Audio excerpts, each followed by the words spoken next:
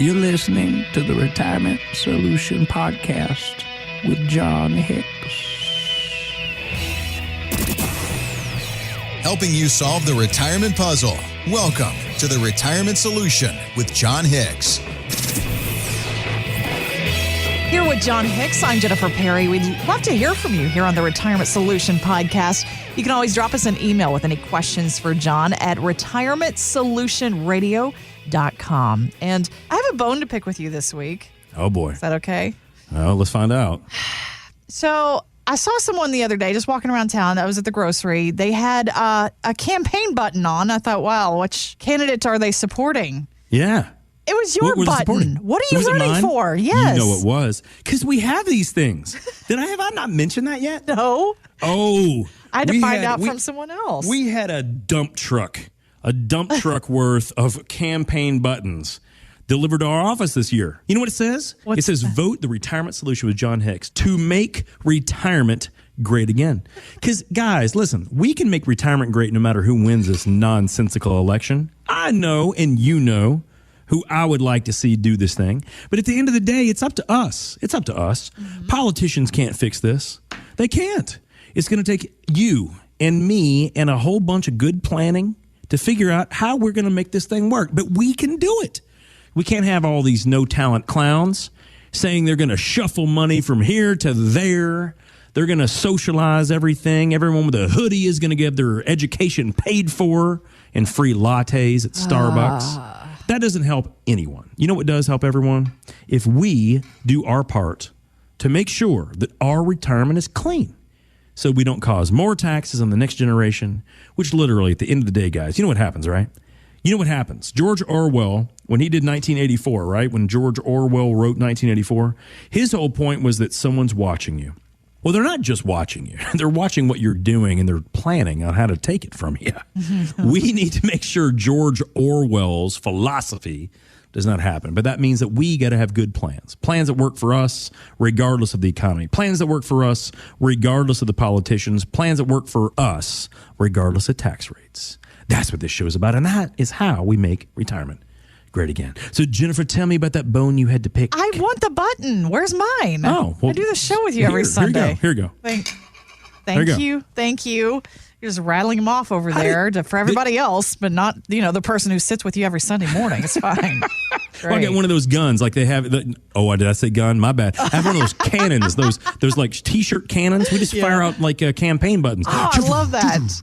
I hope the sharp end of the pin does not land the wrong way. That's why they can't do it. That's exactly what my attorney told me. Okay. I said, John, you have a disclaimer on these things. Listen, someone could poke their eye out. Some millennial is going to end up poking their eye out because they have no idea how to use a campaign button because it's not on the Google machine, and they're going to kill themselves, and you're going to be liable. I'm like, we can't give these things out. Yeah, you could get in trouble for that, too.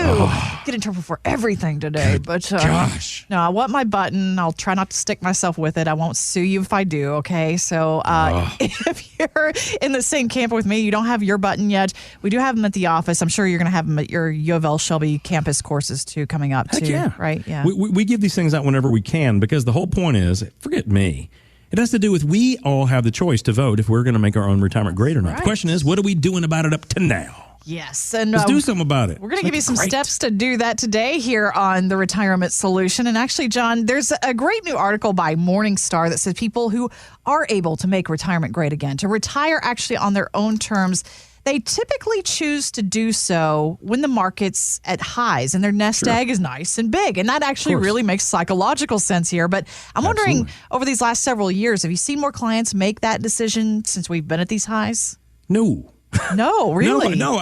It's sad, but it's not. It's true. I have actually seen a lot fewer people than I'd like to see making the choice to go ahead and cash it in, go ahead and punch that time clock the last time and go do what they want to do. No, see, guys, the market's really high, and it's been up for a while, and we don't know how long it's going to stay up. But many of you, and you know who you are, you have actually got more money now in your account than you've ever had before. Yeah. This could be a fabulous time. If you think about it, this could be a fabulous time to take those dollars and actually not work anymore. Jennifer, this is probably one of the biggest caveats to retirement. People think, okay, here's what I'm going to do. I'm going to wait to this arbitrary number Either I'm going to be exactly 66, or I'm going to have exactly $1 million, or 1.642 million, whatever arbitrary number we come up with. And that's not really the way to do it. Guys, listen, the market's really high, and you can absolutely plan on pulling a really darn good income stream from that if you plan correctly. And so what do I mean by plan correctly? Well, number one, you got to understand, if your retirement savings have gotten bigger and bigger and bigger, and you've crunched those numbers and you already feel like you can do this, part number two, inflation isn't that high right now either. So that's kind of nice. Yeah. So believe it or not, the money that many of those financial calculators out there have told us we need to save, we're actually ahead of the game, at least at this moment in time. For right now, we're ahead of the game. We have those really good market returns, but believe it or not, I see more people than not saying, well, I'm just going to keep doing this for a while. I'm just going to see what happens next. But they're keeping their money in their 401k, and they're keeping it, I'm not going to say aggressive, Jennifer, but they're keeping it riskier than they probably need to be if they could actually already be retired. And here's what I mean by that. Yeah, here's what I mean by that. So in the classes that I teach at U of L, and in a lot of our clients' portfolios and the way we show people how to design things, it's not that we can beat the market. That is never the opportunity when we're thinking about retirement or in retirement. It should not be about beating the market, Jennifer. That's what 20 and 30-year-olds think about. Right. That's what they should think about. If they have any money in the world to save at all, to try to beat the market. But when we're in our 50s and 60s and maybe early 70s, it's not about beating the market. What it should be about is, hey, can I sustainably get an attractive rate of return with a ton less risk? See, that's what we should be thinking about. And what I keep seeing is that when people decide they're not going to retire yet, they're in more aggressive strategies than they need to be in. So let me tell you what I'm talking about here, guys. So we had a guy that came in to one of our classes that we taught at U of L, and his whole point was he thinks he could retire today, but he may want to keep working a little bit longer. That's a great plan. It's a great plan if you're getting paid well and you like what you do. But the whole point was, he said, John, I've got more money in my accounts I've ever had before. I've finally gotten all the way back from the 2008 debacle with all of the earnings that I've made, and I had a really good couple years here in the last couple of years. Because of that, I just want to make sure I don't lose too much of what I had. And I asked him, what do you think your maximum drawdown is? And this is part of what we teach in the course. And he says, I'm thinking around 13%. What we discovered from this guy's portfolio is that he had done a great job. He'd averaged a little bit better than 8.9%, which is a great rate of return. It's nearly 9% net of all of his fees, net of all that stuff, which is great. But he thought he could only go down a certain amount. We found out he could actually lose almost 39% of his current account value. If not just the 2008 thing happened, what if we went back to the last two downturns, so the dot-com bubble and the Great Recession? Either one of those, he would have literally lost, if we had a similar situation, almost 40% of his money again. And he said straight up, well, then I can't retire. I'm like, did we just not make an epiphany? Did we just not have a great epiphany? You realized you could literally retire today if you decided that you wanted to put some safety nets in your portfolio and control your maximum drawdown. But if you keep working and you have that maximum drawdown guy, you can't retire. Right. It was the greatest thing that he had never heard before that he actually fixed. He decided he wanted to create a plan to put a maximum drawdown in that did not exceed 11%. If he did that, regardless of if he worked now and kept working or he retired, either way, he would still make sure his money would last all the way to age 100. Nice. Guys, that's what I'm talking about. And so what you want, what we all want, and correct me if I'm wrong on this, we all want a plan that we can make money if the market's doing great. We want a plan that will protect us in some capacity if the market goes the wrong direction. And regardless if it would keep working or we want to stop, we want to know that that decision won't be made for us. Right? We want to know that whenever we decide to hang it up, it's a good day to do it. And that's exactly what this gentleman put into his own personal situation on his own. And I love that. There's no such thing as a dumb question. Well, maybe. Either way, drop us yours at retirementsolutionradio.com. Well, a while back here on the show, John, we talked about a tax that some of the presidential candidates want to impose on every stock and bond transaction if they get their way. So there's a new study out, though, that warns that that tax would actually cost you, the individual investor, about $281 per year for every $100,000 that you have in your 401ks or IRAs. Yeah, we did the big math before. You were talking about the trillions of dollars that they would take in through this tax, but it makes it more real when you kind of break it down to what we would pay individually. You know, I've heard this thrown around a few times. I'm not exactly sure who did this one. Let's see. This is the Modern Markets Initiative study. Yeah, I've never heard of them. So anyway, it's interesting because I love it how places you've never heard of pop up when socialists start talking taxes. Yeah, I think that these are fly-by-night. It's like an RV. It's like an RV out in Arizona that just all of a sudden creates itself whenever socialists are talking taxes so that they don't know how much they're stealing from us. Is kind of what my thought process. But we've heard this, guys. We've heard this time and time again here recently. And let's talk about the last presidential election for just 1 second. Because Jennifer, it's been a while since I've talked. Well, only for 1 second. Okay. Only for 1 second. One of the most amazing things that came out in the last presidential election was that at the time, presidential hopeful Hillary Clinton came out and said that she would propose a 67% tax on IRA money if you had passed away and so had your spouse. Huh. She was going to treat it like it was a pension. She said that out loud. Oh, well, absolutely. Yeah. Well, here's what I think was said, was something along the line of, hey, I know how to fix this whole debt problem. And what it basically ended up meaning was if you were gone and your spouse was gone, it's kind of like a pension. So there's no more pension payments, right? Mm-hmm. So all the money you had in your 401k or IRA, there would be an asterisk tax bracket of up to 67%. So that if you had money left in that IRA or 401k, the federal government was going to get about 60+% of that before it went to your kids. Ridiculous. Wow. Exactly. And amazingly enough, at the time, it was kind of swept behind the scenes. Wasn't really talked about that much. Shocker. Kind of a lot like the tax situation going on now, where we're feeling the burn out there.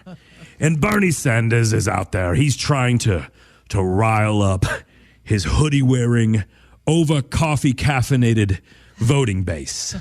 He's trying to figure out how to come up with money for these people, and he says, we're going to tax Wall Street. That's what we're going to do. We're just going to tax Wall Street. And guys, when you hear that, I want you to think, do we really believe that we can tax Wall Street? It's just an industry unlike any other industry, right? Or just similar to any other industry. No different than Ford making trucks in the Commonwealth. No different than Humana doing health insurance here in the Commonwealth. True. No different than Yum or UPS or any of the other companies that work here, right? How do you tax just an industry? And here's what happens when you break that down, when you try to figure out how is he talking about taxing. What Bernie Sanders is calling a tax on Wall Street is a tax on everything that Wall Street controls, which means 401ks. You got any money in that? Yeah. Hopefully you do. And if you do, that means it's a tax on you.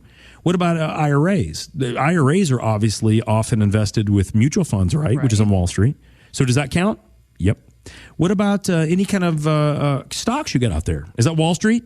Yep.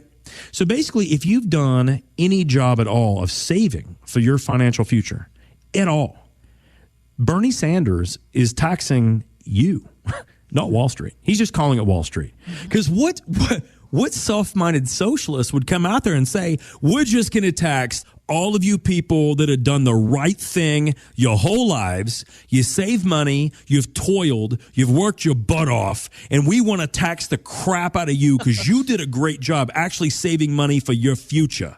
Yeah, he's not going to say that. What he's going to say is, this is a tax on Wall Street. But guys, this is the one time that by Wall Street, he means us. Us as savers, us as 401k owners, us as IRA contributors, us as the American population. Because when they got rid of pensions, guys, they forced us into one thing, right? 401ks. I mean, they kind of forced us that direction. If we saved anything at all, that's where we saved it. So many of us are IRAs. And he wants to put a tax on that. Guys, I think this isn't even socialism. This is lunacy. This is basically saying, hey, if we were responsible, we tried to save money for ourselves, for our own future, so we didn't have to freaking steal from the government dole. We wanted to educate our kids, so we put money in 529 plans, which are Wall Street, as he would say. We've done a good job saving. We've done everything we were supposed to do. And this politician comes out and says, I know how to fix the problem. The problem is you. And we're going to fix the problem by taking money away from you that have done the good thing so that I can win votes from people who haven't been able to do it on their own. This is not even socialism. This is tyrannical, nonsensical filth. And so when I hear this tax, and by the way, he's not the only one. Elizabeth Warren has a very similar tax on wealth. Yeah. Mm-hmm. She thinks if you've done a good job, if you've been honest about your dealings, if you've done things correctly, because she lied to get into one of the better schools in the country. Mm-hmm. But she says, oh, no, I know better. And what we need to do is we need to take it from people that have done well.